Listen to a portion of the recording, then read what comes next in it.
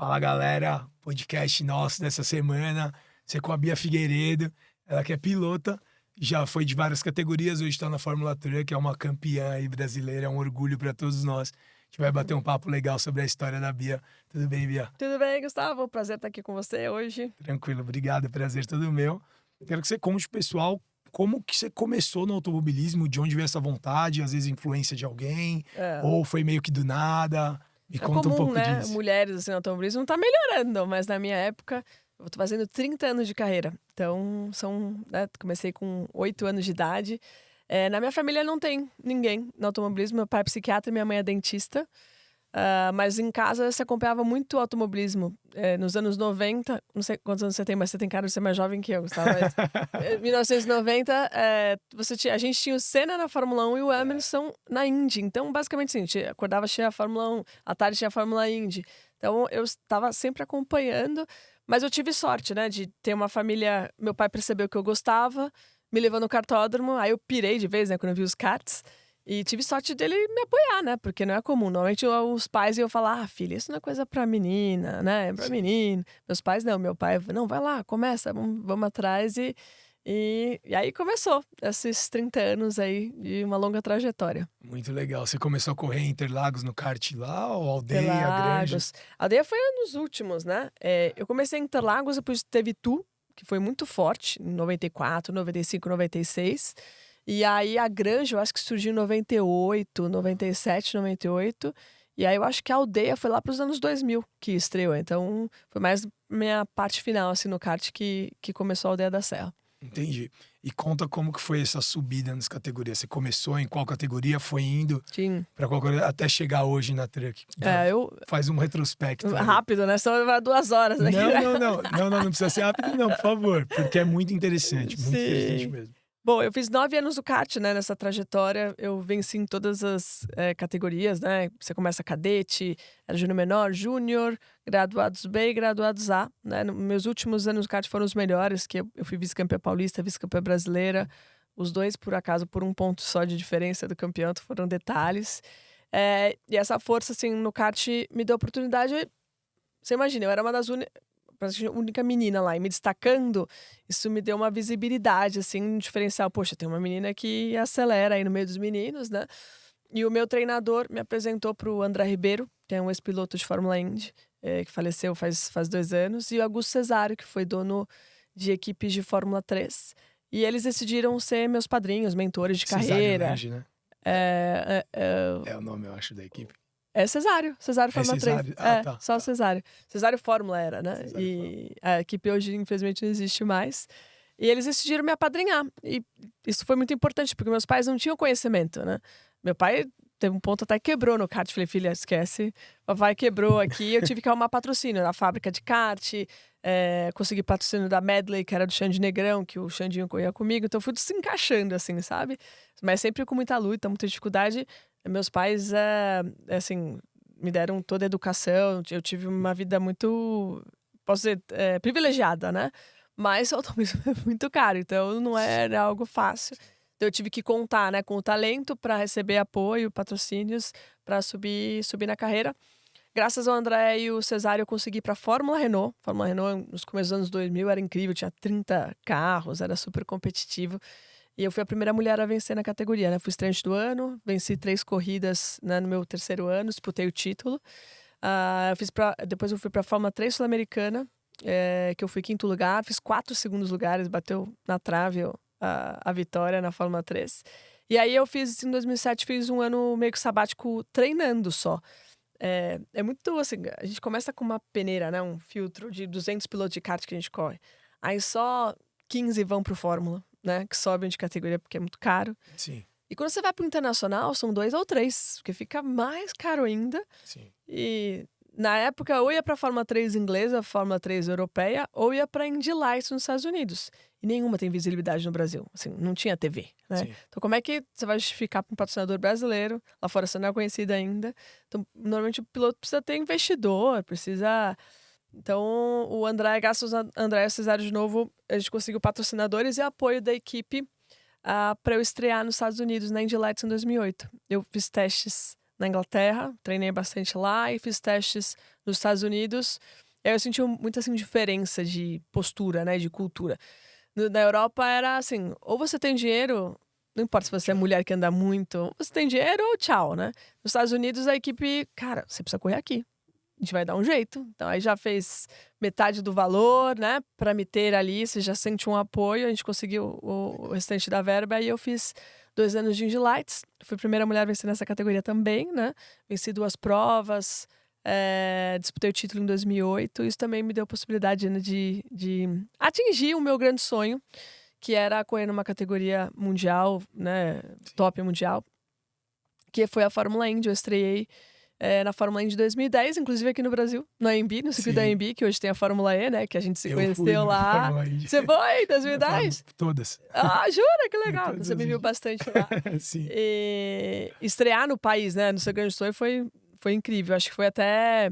Se encaixou muito bem, porque eu tive apoio de empresas brasileiras, o dólar ainda era viável naquela época. Sim. Foi muito, muito incrível. E eu fui a melhor estreante dessa prova. Foi, né, acho que a melhor mulher também, né? Na época tinha a Danica Patrick com a Simona de Silvestro, também que eram grandes competidoras. E, assim, atingi meu sonho, cheguei na Fórmula Indy, né? Fiquei na Indy de 2010 a 2013, foram 4 anos. Fiz 500 milhas de Indianápolis também, fui a melhor estreante que largou nas 500 milhas em 2010. As coisas não se encaixaram tão bem na Fórmula Indy, eu andei por equipes pequenas, quando eu andei pela Andretti, as coisas também não se encaixaram. Aqui em São Paulo eu tava andando em 6º lugar, acabei batendo com o Tony na relargada. Putz. Não sabe quando as coisas não... Automobilismo é resultado, você precisa entregar.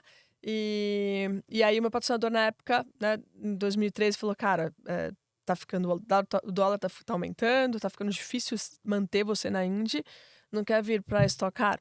Eu sou uma piloto profissional, né? E acabei estreando na Stock Car então em 2014, fiquei até 2019. Parei para ter 2 filhos, né? O Murilo e o Mateu. O Murilo foi relativamente planejado, o Mateu foi de susto, mas graças a Deus aconteceu, porque já foi um em cima do outro, assim. E aí, ano passado, eu voltei a correr. Fiz algumas provas da TCR Sul-Americana. E esse ano surgiu, né, a possibilidade de correr na Copa Truck. São 2, hein, pessoal? A gente confunde Fórmula Truck e Copa Truck. A Copa Truck hoje é a que eu corro, que tem acho que as melhores equipes, os maiores, né, o maior público. A Fórmula Truck é antiga, mas ela se reinventou, tá com um novo investidor, mas são categorias diferentes. Mas né, o pessoal confunde bastante. E me deu a oportunidade de eu correr na Copa Truck esse ano pela equipe Mercedes. E tem sido super bom, assim, né? Pra mim, primeiro, quando o Roberval Andrade, que é o dono da equipe, me ligou ano passado, falei, Bia, correria de truck? Cara, não sei se tem algum paralelo com a sua vida de eventos, etc. Mas é quase como sair do tênis e jogar ping-pong, assim, sabe? Sim. É muito diferente. Eu falei, cara, eu não sei se eu vou me adaptar, precisava testar, precisava de 2 anos pra, né, ter certeza, mas foi algo incrível. No primeiro treino, eu, já cliquei o negócio e andei super bem. E tem sido uma temporada incrível, né? Eu tô na categoria de estreantes. Eu já fiz 3 poles, venci uma prova, fiz acho que 5 pódios já. Poderia ter vencido mais, mas coisas de corrida. E meus tempos com a Pro estão muito, muito próximos, assim. Então tá muito, muito legal. Tô curtindo bastante essa nova experiência. Vencer é muito bom, né? Você tá competitivo. Então tem sido muito, muito bacana. Então acompanhe agora, né, a Copa Truck, que quiser, sempre na TV Bandeirantes, Sport TV. Espero que a gente vá até o final e lutando pelo título como tá agora. Não, você vai com certeza. É muito importante, estava falando com a Bia um pouco antes da gente começar aqui, o quanto tenho muita admiração por você, quando você é uma vencedora, só de você já ter se você tivesse conseguido competir sem grandes resultados, você já teria sido uma vencedora. Você foi além. E ainda você tem resultados, sim, excepcionais, que muito piloto, aliás, todo piloto sonha com chegar onde você chegou, atingir o que você atingiu. Tem alguns amigos pilotos e eles sonhavam em correr um dia na Indy Light, que diria na Indy. Um deles correu na Indy Light, mas não correu na Indy. Mas eu queria falar muito pelo seguinte, o automobilismo é um esporte predominante, dominado por homens. E até lá atrás, isso está mudando ao longo do tempo, é um meio bem machista, e mesmo assim você conseguiu quebrar paradigmas e chegar muito longe, e claro, ainda tá competindo, tá na Copa Truck hoje, mas você é referência, acho que para todas as mulheres, independente do setor ou carreira que escolham, para ter sucesso, principalmente a que escolhem algum setor que, digamos, não é muito comum se ter mulher, e para nós homens ou amantes do automobilismo, independente de homem ou mulher ou não, uma grande pilota ou piloto, como preferirem, mas assim, muito, muito, muito vitoriosa a sua carreira. Obrigada. A gente estava aquele dia na Fórmula E, conversando com o Lucas, e o Lucas falou, pô, uma das primeiras vezes que eu corri, a Bia tava no mesmo circuito pista, que eu né? fiquei em último, ela ficou em primeiro. A primeira coisa do Lucas, eu sempre falei isso, que eu venci a prova. E vocês regulam de idade, se eu não me engano, sim. então é a mesma geração. Mas é isso mesmo, a gente tá falando, assim, de uma das grandes pilotos da história do Brasil. E eu quero te parabenizar muito por isso. Sei que você deve ouvir muito isso, mas é verdade, eu sou um amante de automobilismo. E quando eu vejo, assim... é difícil para todo mundo que chega lá. Sem sombra de dúvidas, um piloto chegar na Indy é aquilo. Tantos começam e você vai ter pouquíssimos no grid. Sim, sim. Uma piloto chegar na Indy, isso é realmente em sei lá quantos milhões. É único, na verdade, né? Nunca nenhuma chegou, né? É isso. Na verdade, na história, por exemplo, da Fórmula Indy, são 25 pilotos brasileiros. Eu sou a única mulher. Então, para os homens já é muito difícil. Para a mulher, então, nem se fala, né? Foram muitas barreiras quebradas. O pessoal gosta, mas teve muito preconceito. Cara, teve. Os meninos gostavam de perder pra mim, né? Eu até comecei com kart rosa, imagina, Gustavo. Já odiavam perder pra mim. Quando todo mundo tava bem que era pra uma menina, era pior. Então, tinha o negócio do contato, de jogar pra fora. Eu tive que pegar um professor, que foi o Renato Russo, pra me ensinar a revidar as batidas, pra me posicionar. E até alguns pilotos falam, cara, a Bia é muito dura, mas é óbvio, né? Eu tive que criar uma carcaça, assim, bateu, levou e é uma agressividade, né? Isso até afasta as mulheres, porque o automobilismo já é um esporte que um dos únicos que homens e mulheres competem juntos, né? Você tem o futebol feminino, masculino, tênis feminino, masculino, só quando é o misto ali que somente o automobilismo, hipismo, motociclismo, mas acho que mais o automobilismo e talvez o motociclismo tenham contato, né? E no motociclismo nem tem muito contato, que é muito perigoso. No automobilismo tem mais essa coisa. Afasta a mulherada, né? Porque é agressivo. A galera fala, Bia, você não tem TP? Eu falei, cara, TP, mas acho que eu fico melhor, que eu fico mais agressiva ainda, entendeu? Tomou, levou mesmo, né? E foi um aprendizado, assim. E eu falo, muitas vezes eu tive que aprender sozinha, né? Como mulher. Assim... como me portar, tem a coisa do machismo, né? Depois eu comecei a virar mulher, como é que era essa relação com meninos ali, negócio do namoro, de não ter, né? De como se impor respeito, de postura. Então foi muito, assim, aprendizado. Confesso, assim, que eu não tinha... eu tinha mais apoio dos homens do que das mulheres no início, lá nos anos 90. A mulherada era pra mim, você tá louca, coisa de menino, você parece a menina macho. E eu... vai fazer outra coisa. Vai fazer outra coisa. Eu gostava muito, né? Então, assim, eu falo que eu costumo esquecer as coisas ruins, né? Foi muita luta, assim, muita batalha. Mas foi incrível, aprendi muito. Acho que eu, como pessoa, ser humano, atleta, né? Acho que o automobilismo, com certeza, me preparou para qualquer coisa na vida, né? De pressão, de como se portar, buscar. Você tem que aprender a lidar bem com o mecânico, né? Comer no chão a marmita ali com eles e brincar. Mas, cara, você vai encontrar o presidente dos Estados Unidos, do Brasil, vai almoçar com essa pessoa, ter uma reunião com CEOs. Então, você aprende a lidar com todos os níveis, todas as classes, várias línguas. Então, é um aprendizado, assim, master. Não, demais. E vocês têm um trabalho voltado para mulheres no automobilismo? Sim. Eu sei que tem, né? Você quer falar um pouquinho sobre isso? Claro, claro. E assim, você acha que isso vem aumentando? Quando a gente tem as coletivas sobre ou Fórmula E ou WEC lá na prefeitura, tem uma menininha, acho que ela chama Marcela, que é uma gracinha. Que ela corre de caixa, ela tinha quebrado a clavícula, eu acho. Isso aí. Mas ela é um anjinho. Ela é um dos grandes nomes aí pro futuro, a Marcelinha, né? E ela um dos nossos projetos, né, que você falou, hoje existe no Brasil a Comissão Feminina de Automobilismo, que é presidida por mim. E eu tenho a Raquel Ló, que é uma grande engenheira, e a Bruna Frazão, que é promotora de eventos, né, e de automobilismo. Esse trio que faz as coisas acontecerem, né? E a gente tem eventos para pilotos, né? Tem para engenheiras e mecânicas, também para incluir, porque é mais difícil ainda. Mecânica, cara, pelo amor de Deus, acho uma mecânica para mais duro ainda. Então, tem bastante estudantes de engenharia que estão fazendo estágio, etc. A mecânica é um gargalo nosso, mas com esse incentivo a médio prazo a gente entende que pode aumentar. E tem para estudantes também. Então, na Fórmula E a gente levou 120 estudantes que nunca viram automobilismo na vida para sentir um evento. Quem sabe ela olha aquilo e fala, nossa, que incrível, eu quero participar, promover o evento, eu quero ser piloto, eu quero ser engenheira. Fazer parte desse meio, né? Inspirar. A gente vai fazer na Fórmula 1 também, né? Deve ter por volta aí de 40, 50 meninas, estudantes que a gente deve levar para a pista. E isso é um trabalho de longo prazo, para incentivando todos os níveis, né? Todos os tipos de mulheres, adolescentes, para que em 10 anos a gente tem o dobro, o triplo de mulheres que se tem hoje trabalhando, né? A Marcelinha, ela foi uma das vencedoras da seletiva de kart que a gente fez. Tiveram 60 mulheres inscritas, né? A gente fez categorias de 8 a 13 anos, 13 a 15 ou 16 e de 16 a 25, né? Que eram as graduadas. A Marcela venceu na cadete, né? E ela participou agora da Copa do Brasil de kart. As vencedoras ganhavam, né, a Copa do Brasil de kart com uma equipe grande que é a Bravar. Basicamente viabilizar um campeonato nacional para elas, que é muito caro. Num campeonato nacional hoje, sei lá, custa uns 30 mil reais. É muito louco.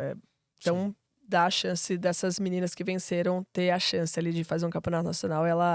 Ela tá aprendendo pra caramba, tá evoluindo muito, né? E virou xodó da galera da Fórmula E. E eu torço pra que ela continue evoluindo, trabalhando pra ser uma grande piloto também. Que bom, sem dúvida. Muito legal. E da sua passagem por Indy Light, Indy, 500 milhas, quais são os momentos mais marcantes, assim? Acho que com certeza na Indy Light, vitória, né? Você ter sido a primeira mulher a vencer. Isso, foi a primeira. Primeira mulher a vencer na Indy Light, toda a sua experiência na Indy, depois essa ida que chegou a competir pela Andretti, mas daí também já não foi o melhor ano da própria equipe. Conta um pouco pra gente disso e, claro, as 500 milhas, a primeira vez que você largou nas 500 milhas, né? Imagino como que você tava feliz, eufórica, né? Feliz, um mix de sentimentos que deve ser inacreditável. Não, incrível. A passagem dos Estados Unidos foi muito especial. De novo, a realização de um sonho. Vencer na Indy Lights, isso me deu a possibilidade de subir para a Fórmula Indy. Os marcantes foram as vitórias, mas eu tenho algumas histórias legais, né? Na Indy Lights, a minha segunda vitória, eu tinha acabado de sofrer um acidente grande em Indianápolis, deu PT no carro, destruiu o carro, né? E a gente não tinha dinheiro para... Então, meu pai vendeu um carro, o André da Ribeira conseguiu um investidor, a gente juntou aqui as pontas e reconstruiu um carro. Eu perdi uma etapa por causa disso. E na etapa que eu voltei em Iowa, eu venci. Então, foi aquela, assim... nesse nível, assim, você tá quase chegando, né? Eu não tenho a maturidade que eu tenho hoje. Era uma pressão. Aquilo era a minha vida, entendeu? Então, assim, cara, perdi uma prova do campeonato, caí no campeonato. Não sei se eu vou terminar, né? Todo mundo vendendo. Aquela pressão, né? Esse sentimento ruim do pai vendendo o carro pra te ajudar, sabe? O André buscando dinheiro onde não tinha. E aí você voltar e vencer foi assim, um negócio maluco, assim, né? Alegria uma volta por cima extrema, incrível. Né? Você dá Com PT certeza. no carro, seu pai tem que vender o carro pessoal dele. Exatamente. E os investidores buscarem mais investimentos. Você volta e ganha. E vencer, né? Essa vitória deve ser muito mágica para você. E Indianápolis é algo assim bizarro, né? Eu, como piloto, você é o superstar, é igual lá... Né, que fala que vai ter o The Town agora, você é o Bruno Mars lá, lotado. Você entra no estádio na reta, são, sei lá, 500 mil pessoas. Você é parte daquele show, né? Você é aquela peça que muita gente tá torcendo. Os americanos, o pessoal que curte Indianápolis ama os brasileiros, né? Tem uma grande história com brasileiros lá. Então sempre me trataram muito bem. Onde eu morava, Indianápolis é a minha cidade sede nos Estados Unidos. Então participar desse grande evento é algo, né, que eu falo pros netos, né? Vovó participou aí, 400 por hora de uma etapa nos Estados Unidos de Indianápolis, algo, né, surreal, histórico, mundial. Então foi muito emocionante para mim, né? E uma das histórias também muito marcantes foi quando eu consegui realmente fazer um ano completo na Indy, os patrocínios para fazer o ano completo na Indy. Na primeira volta da primeira corrida do ano, em 2011, eu bati com o Graham Rahal e eu quebrei a mão, né? Você imagina. Eu não sei porque Deus fez comigo isso, mas deve ter um motivo e eu acredito nele. Mas quando eu tive a chance de fazer o ano inteiro, eu quebrei a mão na primeira etapa, né? E assim, me falava que ia demorar 6 meses para me recuperar. E eu falei, você tá louco, faz aí um negócio aí que eu quero voltar na próxima etapa. Falei, Bia, a próxima etapa é em 2 semanas, esquece, eu tive que perder essa etapa. E eu voltei em 40 dias, fazia a fisioterapia assim, igual uma maluca, né? O ossinho escafoide partiu no meio. E eu voltei ainda, não 100%, eu tinha que tirar a mão do volante. Então, corrida da Califórnia Long Beach, eu fiz com uma mão só, quase assim. É só virar uma parte, eu tirava porque doía. Imagina o desgaste. É um desafio, é um baita desafio, assim. Mas quando eu quebrei a mão, importante dessa história toda, quando eu quebrei a mão na primeira volta, eu terminei a corrida com a mão quebrada, né? Aquela coisa de mulher não sente dor, né? Eu tava com dor, mas, cara, preciso terminar a corrida. Quando acabou a corrida, aí, não, consegui que explodir, sabe? Baixou a adrenalina. Saí correndo, o cara tá doendo muito, tava quebrado o osso. E aí eu cheguei no hospital pra fazer a operação, eu tinha que fazer uma visita médica antes pro cara dar uma estudada. Qual que é o piloto aí que quebrou a mão? Eu falei, levantei a mão, ele, você, uma mulher? Aí ele, qual é o problema? Você acha que homem ia aguentar uma mão, né? Corrida inteira, na hora, já ia, né? E ele, nossa, é verdade, com certeza, né? A cara dele, assim, de assustado que eu tinha terminado a prova, né? 70 voltas com a mão quebrada. Foi algo também que o pessoal marcou bastante nessa trajetória. Onde que era essa prova? Foi em St. Pete. É uma pista de rua, ou seja, né? Tem mais bump, né? Mais inclinação, bate mais a mão. Mais difícil ainda. E St. Pete fica na Flórida, né? Uma pista de rua e é sempre aqui que começa, normalmente que começa a temporada da Fórmula Indy. Entendi. E você gostava mais do oval ou do circuito? Misto, né? Misto. Olha, eu venci na Indy Lights em ovais, né? Apesar de ter feito 5 ou 6 pódios nos circuitos mistos, então eu andava bem em todo, mas surpreendentemente eu me adaptei muito bem aos ovais, né? Ficou até uma questão forte. Mas na Indy, meus melhores resultados foram em circuitos mistos, então eu não sei, assim, te dizer, eu gosto dos dois. O oval acaba ficando, né, agora um pouco de fora, porque eu tô correndo mais no Brasil. No Brasil não tem oval, né? Não tem oval. Tinha Jacarepaguá, né? Sim. Talvez Interlagos tem uma 1 e 2 ali. Que... Aí depois tem que fazer alguma coisa ali pra fazer. Não vai rolar. A obra é muito cara. Eu já puxei assim, Guilherme, ó, veja aí com a prefeitura, faz um oval em Interlagos, né? Vamos abrir uma outra possibilidade aí de ter a Fórmula Indy aqui. Mas não tem essa cultura, né? É muito do americano isso, de ter ovais e mais, assim, Indy e NASCAR, né? E as categorias de NASCAR, assim. NASCAR tem misto ou é só oval? Tem misto, mas assim, 2, 3 provas no ano só. Pouco, né? A maioria são só ovais, né? Eu corri de IMSA, que é uma categoria... Tipo, é alemã americana. Você que já foi no WEC, que é alemã. E a IMSA só corre em mistos, né? Só Daytona, que é parte do oval, mas aí a parte interna é misto, nunca é 100% ovais. Então tem umas categorias também americanas que não correm nos ovais. Mas tem essa cultura, me adaptei bem aos ovais, mas acho que as minhas melhores, com certeza, meus melhores resultados foram em mistos lá nos Estados Unidos. E nos Estados Unidos, principalmente o período que você correu de Indy Light e Indy, aí, lógico, é muito do que eu li, né? Não se acompanhava a Fórmula 1 nos Estados Unidos, por exemplo, né? Muito pouco. Era assim, Indy, NASCAR, as categorias deles. Eu acho até que a Fórmula 1 começou a ser mais assistida lá depois da questão da Liberty, documentário Netflix, agora o Brad Pitt tá nos boxes, aquela história toda que o americano adora né, esse show. Mas, assim, eu acho que quando o Nelsinho Piquet foi pra NASCAR, alguma coisa, falaram pra ele, você acha que é um downgrade porque você correu na Fórmula 1? Ele virou e falou, depende, a NASCAR movimenta XB e a Fórmula 1 um pouco menos que X. E lógico, é incrível como o americano sabe fazer o evento, né? Aí eu vou puxar minha pauta, falar de eventos mesmo. É surreal, eles estão muito à frente da Europa no que se respeita a fazer entretenimento e do Brasil também.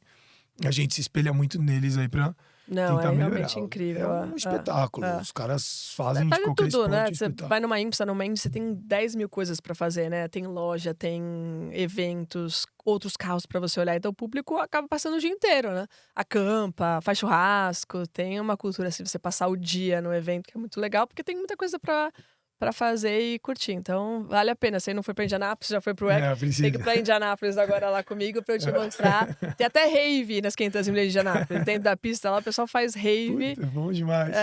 Acho que assim, tem 40% ali do público que nem vê a corrida. Sim. Festa, Tipo, vê a largada evento. Exato. Às vezes na largada o cara já tá no chão bêbado, já acabou o dia pra ele. Já. Mas você sentia isso quando você corria lá? Que assim, se assistia muito mais Indy lá do que Fórmula 1, sem Sim. dúvida. Na minha época, a NASCAR era mais forte mesmo, né? E a Indy tava se reconstruindo. Quando eu cheguei em 2008, a Indy tinha acabado de ser Fórmula Indy de novo. Acho que de 96 até 2008 viraram 2 categorias. Os 2 donos da Indy brigaram. Uma virou Champ Car, outra virou IRL. Foi horrível, porque, né, todo mundo se confundiu, ninguém sabia, Tinha né? 2 campeões no É igual, por exemplo, Copa Truck e Fórmula Truck. As pessoas confundem direto, acaba ficando confuso. E em 2008 se uniu e agora a categoria, né, agora tá com a supervisão aí, o novo dono é o Roger Penske, tá se reconstruindo, tá crescendo e acho que existe uma transformação de alguns anos pra cá que a Fórmula 1 ainda bem que engatou, né? Que foi essa coisa da digitalização, mídias sociais, Netflix, né? Mostrar o piloto, porque no automobilismo, quando você assiste a corrida, você não vê a cara do piloto. Você não consegue criar empatia, né? Igual no jogo de futebol, no jogo de vôlei, que você tá vendo o rosto do atleta toda hora. Tanto que tirando os pilotos brasileiros, se torcia mais pra equipe, né? Tipo, Exato. tá bom, se competir brasileiro no Brasil, se torce brasileiro, mas tirando isso no geral, E agora você tem um piloto brasileiro e Interlagos lota, né? Exato. Porque você trouxe, assim, o nicho, assim, jovem, a galerinha, né, de 15 a 25 anos ali, começou a acompanhar a Fórmula 1, amar. Pessoas, amigas minhas. Nossa, não sabia que era assim. Cara, amo o Leclerc, amo não sei quem, entendeu? Porque você aprendeu a história do piloto, sabe a dificuldade dele, né? Cria-se as rixas. Eu não gosto do Verstappen, eu não gosto do Hamilton. E fica aquela coisa, né? De briga. Vira até futebol um pouco, automobilismo nesse sentido, né? Só você falar que você gosta do Verstappen ou do Hamilton, a internet já cai. Mas popularizou, né? Isso acho que foi sensacional. O número de mulheres que começaram a acompanhar a Fórmula 1, né? E isso traz audiência para todas as categorias, né? Porque a Fórmula 1 ali, poxa, é assim, um automobilismo que legal. E aí muita gente vai acompanhando as outras categorias também, então foi, acho que, bom para o automobilismo como um todo. Sem dúvida, eu acho que a Band é muito importante a participação da Band no automobilismo, aliás, historicamente nos esportes, né? Isso daí, falar nos 90, NBA, vôlei, o próprio Luciano do Vale levou muito disso, mas a Fórmula 1 voltar a ter uma transmissão onde você, por exemplo, eu que sou amante de automobilismo aí na minha vida pessoal mesmo, ter mesa redonda de automobilismo, ou tudo bem, eles não ficam mais numa mesa redonda, eles ficam em pé, mas ter debate com comentaristas sobre automobilismo era uma coisa assim que a gente via pouquíssimo. Sim. E quando era um programa na TV fechada de meia hora. Meia hora, isso aí mesmo. E aí, claro, as outras categorias, por exemplo, uma truck ou mesmo uma stock, elas eram pouco faladas, porque tinha meia hora de um programa, era 15, 20 Fórmula 1.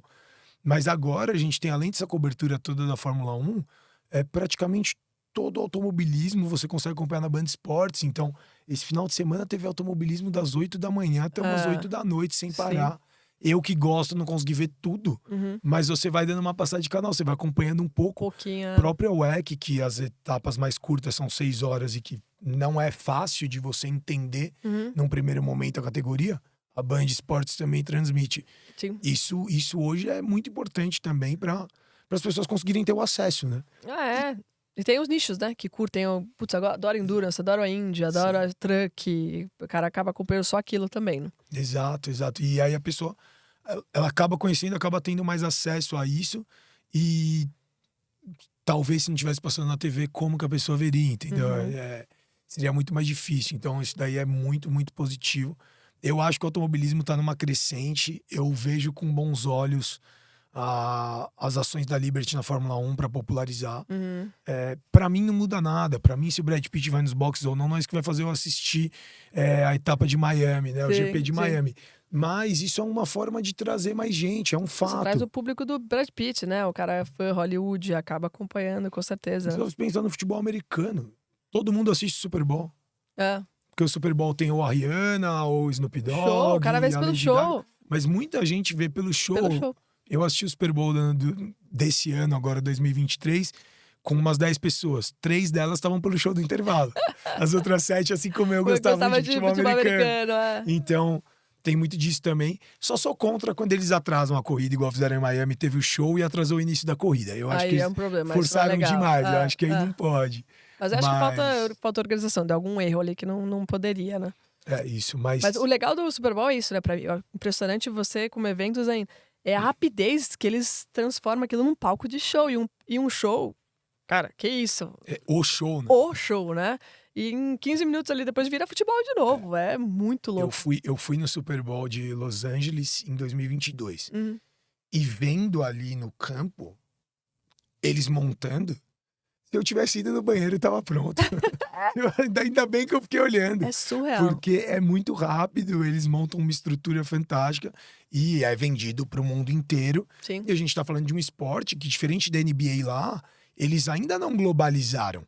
Uhum. O futebol americano é bem fechado nos Estados Unidos, né? Uhum. E eu acho que isso é uma questão até da NBA ser seguida por outras ligas lá. Aí não sei como a própria Indy enxerga isso, a própria NASCAR, mas isso vale também para o automobilismo. A Indy e a NASCAR são gigantescas nos Estados Unidos e não são tão conhecidas no resto do mundo. Uhum. Sim. Isso é um trabalho também que eu acho que eles deviam fazer, assim. Não, eu acho que a NASCAR tá fazendo, né? Tanto é que tem categoria nacional agora, eles trouxeram a NASCAR Brasil. Eu vi. Tem NASCAR México, NASCAR Canadá e até Europa. Então eles querem divulgar e até trazer estrangeiros pra NASCAR, porque é muito fechada. Só você levando um brasileiro pra lá que o pessoal também começa a acompanhar e tem que fazer isso, né? A Indy já foi muito forte mundialmente. E eles perderam isso acho que essa divisão, né, nos anos 90 ali prejudicou muito a categoria. Quando veio pro Brasil, a Indy virou um sucesso de novo, porque tá aqui, né? O brasileiro tá acompanhando, tem vários brasileiros, tá na TV, né? A Band, um mês, ficava mostrando direto Fórmula Indy na época. Então eles têm um trabalho para fazer, mas pelo que eu entendo agora, é que eles querem se fortalecer nos Estados Unidos para depois voltar a ser internacionais. O bom é que, assim, todo mundo conhece, né? Você pode não assistir, mas você falar Fórmula Indy, já ouvi falar, óbvio, mas, né, isso já é muito importante. Chega com um nome esquisito aí, as pessoas, Sim, a marca que já é isso, né? Já é muito famosa. Realmente um trabalho, e é detalhe, né? Você vê, se você pensar que a Fórmula 1 meio que virou com Netflix, tipo, pra mim é um detalhe, que foi muito acertado, né? Muito Ninguém acertado. nunca pensou nisso e explodiu aquilo, né? E agora todas as categorias querem fazer, enfim. Então mudou. O que teve de gente começando a assistir Fórmula 1 por conta da série, não é Sim. um movimento, porque pra mim, assim, eu vejo a série, Isso. eu assisto Fórmula 1. Exato. Não, teve o pessoal começou a ver a série e falou, nossa, eu preciso assistir Fórmula 1, Isso. quero ir em Interlagos, Uhum. de qualquer Eu forma. quero torcer pra tal piloto. Quero e tal. torcer pra tal piloto, etc. Mas uma pergunta que me veio agora à cabeça, quem que é o melhor piloto que você já competiu, você acha? Que eu já competi. Nossa, tão bons Não, pilotos, né? são muitos. Assim, não, se quiser, pode citar mais de um, mas se tiver um ou alguns poucos. Olha, tô lembrando, né, que você tem que lembrar da carreira toda, né? Mas no ano 2000, eu fui fazer o Mundial de Kart, né? Eu fui fazer uma pré-prova na Europa, de Portugal, em Braga, era pista em Praga. Então eu fui treinar. E aí, assim, tava o Hamilton, tava o Rosberg, tava o Kubica, né? E recentemente eu achei a folha desse pré-mundial e o Hamilton chegou em quinto, eu cheguei em sexto. Eu nem lembrava. Mas eu olhei e falei, cara, Você tem que postar isso. eu quase ganhei do Hamilton. Tipo assim, que animal, entendeu? Alguém me mostrou isso. Bia, você viu que era o Hamilton? Na época, assim, a gente era jovem, pequenininho, assim, eu sabia, mas nem lembrava desse detalhe. Eu fiz o Mundial depois, foi muito legal, corri com todos esses caras, né? E de alguma forma eu cheguei na Fórmula Indy. Tinha naquela época também o Viz, o Mike Conway, que também a gente correu juntos na Fórmula Indy. E o Hamilton, o Rosberg foram campeões de Fórmula 1, o Kubica foi um vitorioso na Fórmula 1. Então, você correu com esses grandes talentos jovem, né? E Estados Unidos, cara, eu corri até com ídolos meus, né? O Tony, o Elinho. Na pista, quando eu coloquei a capacete, eu nem lembrava disso, mas fora você tem um baita respeito pela história. Sem dúvida. O Scott Dixon, então, Dario Franchitti, tem uns nomes, assim, incríveis, né, que acabei correndo, são excelentes pilotos. E acho que o Rubinho também, na Stock Car. O Rubinho, pra mim, não existe, cara, como piloto, o tato que ele tem. Pra mim, é o maior, é o cara, assim, que... Pra mim, era o cara ali que merecia ter um título de Fórmula 1, assim, sabe? Foi o segundo melhor piloto, a competência técnica de velocidade... o que ele faz, né? Stock Car não é um carro fácil para pilotos que vieram de Fórmula. Sim. E o Rubens é o que consegue aí ser campeão, né? Sim. Tu vê que o Massa tá sofrendo para vencer o Tony. Então, para mim, isso mostra o diferencial que tem o Rubens, né? Em todos os carros que ele guia, ele é excepcional. Não, eu acho também. Se eu não me engano, o Rubinho fez pole de Jordan. Foi. Assim, Stewart, Jordan. Isso é incrível. Surreal. E ele pegou uma fase do Schumacher muito dominante na Ferrari. Sim, exato. E aí que eu falo, né? Vão discordar de mim, mas automobilismo é detalhe, né? Se eu fosse outra época na Fórmula 1, eu não ia estar lá por causa do dólar, né? Porque não ia ter TV, né? Isso vai variando com o tempo, né? E o Rubinho pegou um Schumacher que, além de excelente piloto, ele tomou a equipe para ele. Claro. Né? E aí, nem sempre é o talento do piloto. É como, às vezes, a Ferrari também não tinha muito interesse no Brasil. São coisas que a gente passam do nosso poder, assim, né? Se o Rubinho fosse o segundo piloto em 99, quando o Schumacher quebra o pé, ele seria campeão no mundo. Porque a Ferrari só não saiu da fila por causa do Irvine. Sim. Porque o Schumacher até volta fazendo trabalho pro Irvine. Uhum. Aquele ano a McLaren não estava melhor que a Ferrari. O Schumacher quebrou o pé e era o Irvine segundo piloto. Sim. Se fosse o Rubinho, era campeão aquele ano. São coisas por questão de um ano. Depois o Schumacher nunca mais quebrou o pé. Com a Brown, ou o segundo semestre o Rubinho foi muito melhor que o Button. Exatamente. Né? Porque tinha um problema no freio ali que eles não encontravam. E o Rubinho andou à frente do Button antes de virar Brown. Não lembro qual era o nome da equipe mesmo. Não esqueci como que chamava antes de virar Brown. Mas era Honda mesmo, né? Era a equipe Honda. Era Honda, né? O Rubinho andava na frente do Button todo ano. Uhum. Sempre ele andava na frente do Button. E aí, questão naquele ano da Brown. E são detalhes, né? Então, detalhe. Não é fácil. Eu até falo, na minha geração, assim, os únicos que chegaram em categorias top foi eu, o Lucas de Graça e o Nelsinho Piquet, né? Eu acho que talvez tenha pilotos até mais talentosos que nós, mas não tinha o todo, né? Sim. Um não sabia falar inglês, um não se portava bem com a imprensa, outro não sabia conseguir patrocinadores, outro não tinha dinheiro, né? Que é a grande maioria, claro, que é caríssimo. Claro. Então, uma composição de coisas. E você tem que ser um piloto completo de tudo, né? Eu sei de piloto brasileiro que não foi correr numa grande equipe nos Estados Unidos porque o inglês não era perfeito. Você imagina, você correr a vida inteira e falta você se dedicar um pouquinho aqui, você perdeu a vaga da sua vida. É complexo, então não é fácil. É bem complexo. Mas assim, não é sorte. Eu acho que é o que você falou, é detalhe. Isso. É esse o ponto, assim. É você se preparar além de tecnicamente, fisicamente, etc. Você tem todo o resto que conta. E aí, lógico, também tem umas questões que aí também não é só culpa da pessoa, não. Investimento, dinheiro. Eu acho que parte da sua geração foi muito prejudicada por conta da crise de 2008, que também foi uma crise global. Então, se em algum momento tais bancos, por exemplo, investiriam na carreira de vocês logo após 2008, era uma coisa mais difícil, acho que tudo isso conta. Mas acho que o Stroll e o Pérez estão aí na Fórmula 1 para provar como que dinheiro garante vaga em equipe, porque eu não acho eles bons. Eu posso falar. Não, ruim eles não são. Não, né? Tem que falar, mas talvez tiveram mais pilotos mais talentosos, mas de novo, o Stroll deu a sorte mesmo de nascer num berço de ouro, mas ele é campeão da Fórmula 3 inglesa, foi vencedor acho que na Fórmula 2. Sim. E o Pérez, cara, venceu, acho que ele foi campeão de Fórmula 3 inglesa também, e é um cara que se portou bem com patrocinadores dele e conseguiu. Ele é um mexicano, né? O México foi crescendo, ele aproveitou muito bem disso e dos relacionamentos dele para estar lá. Mas, pô, se você for lembrar, esse ano, até acho que a terceira ou quarta prova da temporada, o Pérez estava pau a pau com o Verstappen. Então, sem momento. Até eu me assustei. Falei, cara, o Pérez vai brigar com o Verstappen, né? Sim. Então, são coisas assim que, né? E aí, depois ele caiu e aí afundou de vez. Sim. E falar um pouquinho da Copa Truck agora, que é o presente, né? Onde a gente tá nesse momento. Você falou que você tá na categoria... Na Super. Na Super. Tem a Pro e Super. E a Pro é como se fosse uma categoria acima? Na verdade, o que eles fizeram, né? Fizeram a Super para ser uma categoria de estreantes ou de, talvez, não profissionais, né? E isso porque a categoria foi crescendo, né? Muito difícil para alguns pilotos serem competitivos. Sim. Entrar na Truck ser competitivo também é difícil, não é fácil. Mas meio que criaram essa categoria para outros pilotos conseguirem aparecer também, crescer e criar força para ir para Pro. Eu poderia ter ido para Pro direto, mas por uma estratégia da equipe, até de adaptação, Bia, vai para Super, tenta, né, vamos vencer a Super ou lutar pelo título da Super. E aí você vai ganhar experiência para chegar na Pro muito mais preparado, e que eu acho que foi a decisão correta, né? Eu tô sentindo o termômetro, aprendendo, né? Tô ganhando experiência com o caminhão. Ano que vem, indo pra Pro, eu fico mais confortável como um todo, né? Do que chegar com os melhores ali. Sim. O Beto Monteiro tem 30 anos de categoria, o Roberval quase 30 anos de categoria. Você chega com os caras que dominam o caminhão, né? Sim. Então, a gente tá lutando pelo título da Super esse ano, né? Vamos ver se dá certo vencer. Não, espero que dê, espero que dê. A ideia, então, é ir pra Pro no próximo ano e é a mesma equipe? Aí seria a mesma equipe, né? Até por contrato, a gente tem o ano que vem juntos ainda, né? Com o Mercedes. E, assim, nem falamos sobre isso ainda, tá, Gustavo? Mas eu acho que é algo que vai ser natural, até pela minha vontade. A equipe tenta equilibrar, né? O número de Pros e Super. É uma equipe com 7 caminhões. É meio único, assim, na Truck, né?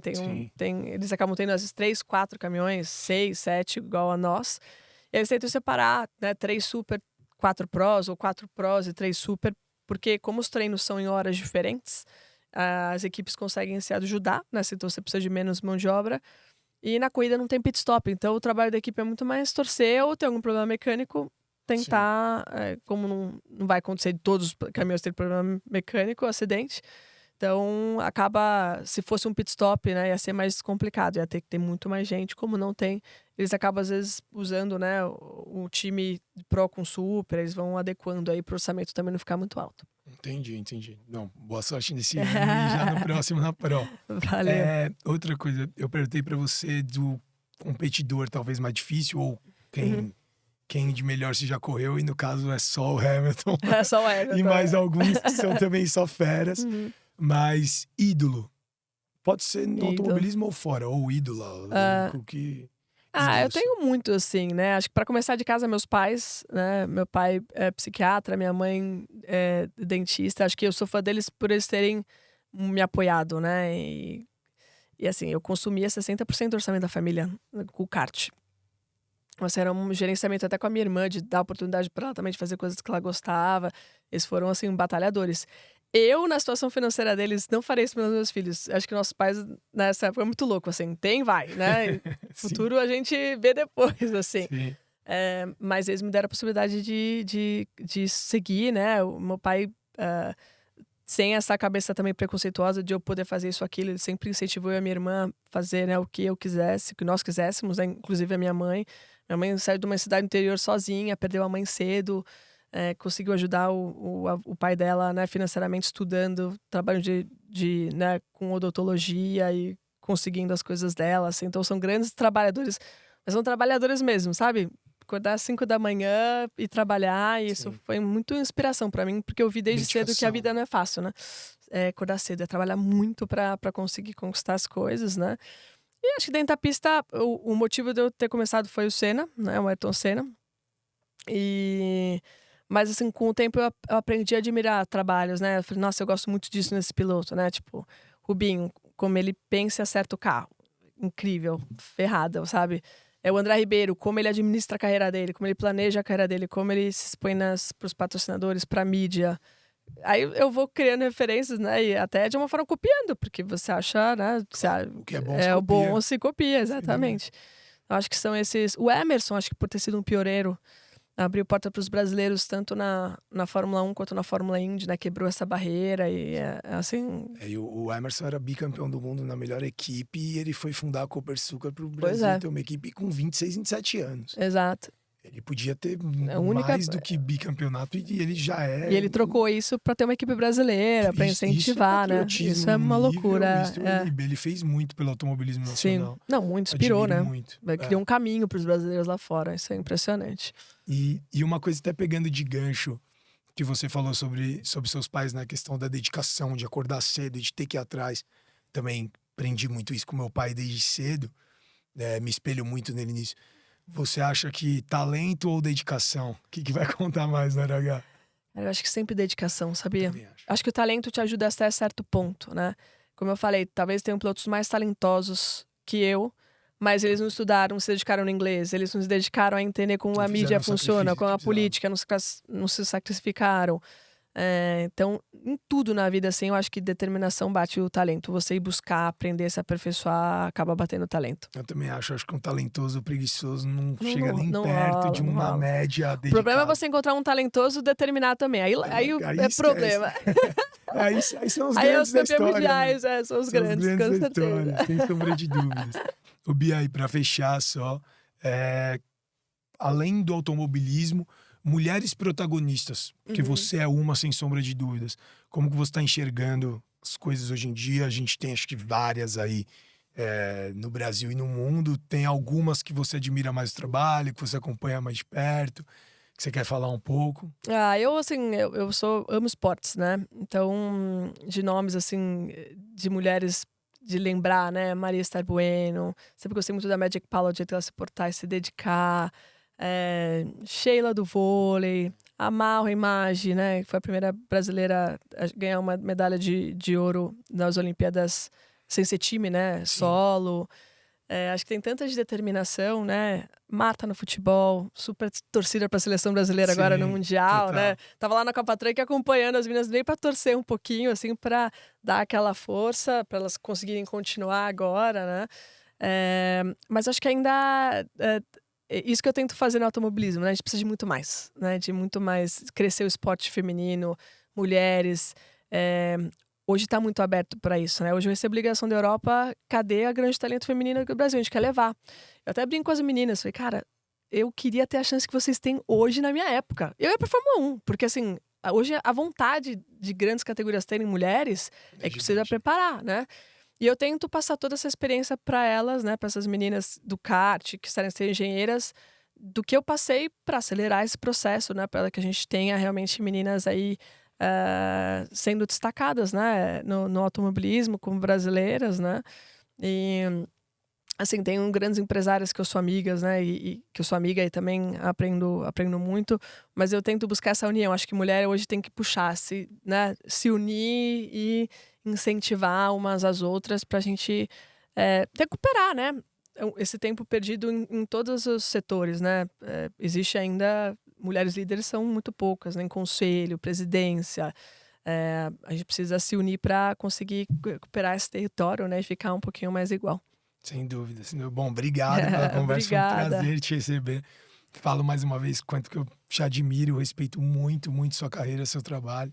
E você, como pessoa fantástica, me dando essa oportunidade. A gente está começando Imagina, aqui. prazer. Você agrega muito para o nosso podcast.